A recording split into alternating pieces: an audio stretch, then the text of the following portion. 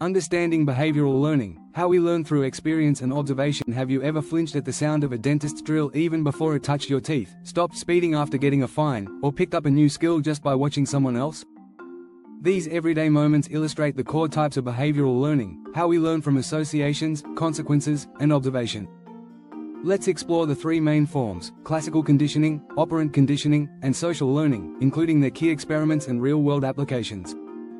1. Classical conditioning, learning by association. Classical conditioning is a type of learning where a neutral stimulus becomes associated with a meaningful stimulus, eventually triggering a similar response. Pioneered by Russian physiologist Ivan Pavlov in the early 1900s. Pavlov noticed that dogs would start salivating not only when food was placed in their mouths but even when they saw the lab assistant bringing the food. He decided to experiment. He rang a bell, neutral stimulus, just before giving the dog meat powder, unconditioned stimulus. After repeated pairings, the dog began to salivate, conditioned response, just upon hearing the bell, even when no food was presented. Key concepts of classical conditioning: unconditioned stimulus, UCS, naturally triggers a response, food. Unconditioned response, UCR, automatic response to UCS, salivation. Conditioned stimulus, CS, previously neutral, now triggers response, bell. Conditioned response, CR, learned response to the CS, salivation to bell. Trace conditioning is also a specific form of classical conditioning where the stimulus, bell, is presented and then removed before the unconditioned stimulus, food, appears. The learner must retain a memory, trace, of the CS to form the association. Trace conditioning requires more cognitive processing and works better in organisms with stronger memory capabilities. Some real-life examples include feeling anxious when you hear the sound of a school bell signaling a test, craving popcorn when the smell hits you at the movie theater, developing a fear of driving after being in a car accident. 2. Operant conditioning, learning through consequences. Operant conditioning is a type of learning where behavior is influenced by the consequences that follow it, either reinforcement or punishment. Pioneered by American psychologist B.F. Skinner, who expanded on Edward Thorndike's law of effect. The experiment, Skinner's box. Skinner placed rats and pigeons in specially designed cages known as Skinner boxes. Inside the box, a lever or button would release a food pellet, positive reinforcement, when pressed. The animals quickly learned that pressing the lever led to a reward. He also explored punishment and negative reinforcement, removing an unpleasant stimulus. Key concepts of operant conditioning: positive reinforcement, adding a pleasant stimulus to increase behavior, giving a child a treat for doing homework. Negative reinforcement, removing an unpleasant stimulus to increase behavior, e.g., stopping loud noise when the correct button is pressed. Positive punishment, adding an unpleasant stimulus to decrease behavior, getting a speeding ticket. Negative punishment, taking away something pleasant to decrease behavior, e.g., losing phone privileges for breaking rules. Some real-life examples are, getting praise after a presentation boosts your confidence to speak again. Taking painkillers to relieve a headache encourages future use when in pain. A student stops talking in class after receiving detention.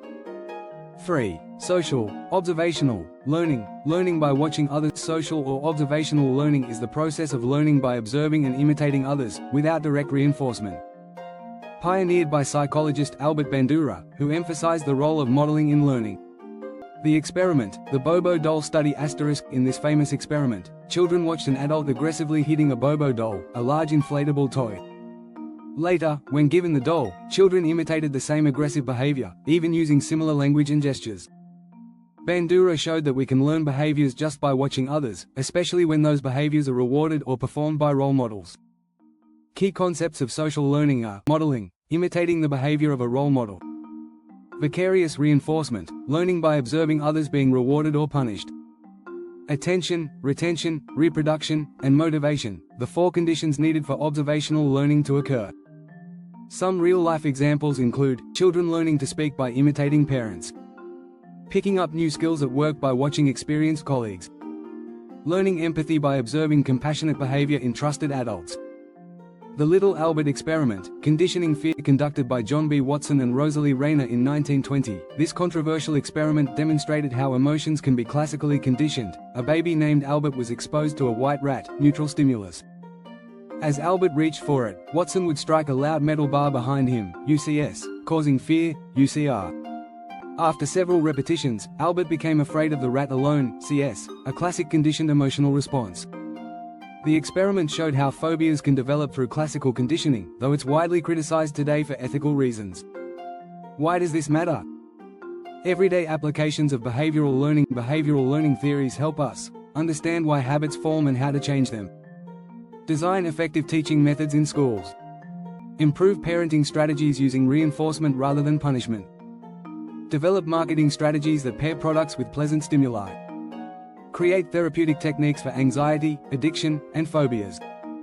Behavioral learning isn't just a theory, it's how we navigate the world, from infancy to adulthood. Whether through classical associations, consequences of actions, or watching others, we are constantly learning, unlearning, and adapting. Understanding these learning types gives us the power to shape our behavior, influence others positively, and make lasting changes in our lives. So the next time you flinch at a sound, avoid a mistake you once got punished for, or mimic a friend's new habit, remember, you're engaging in one of the most fundamental human processes, learning.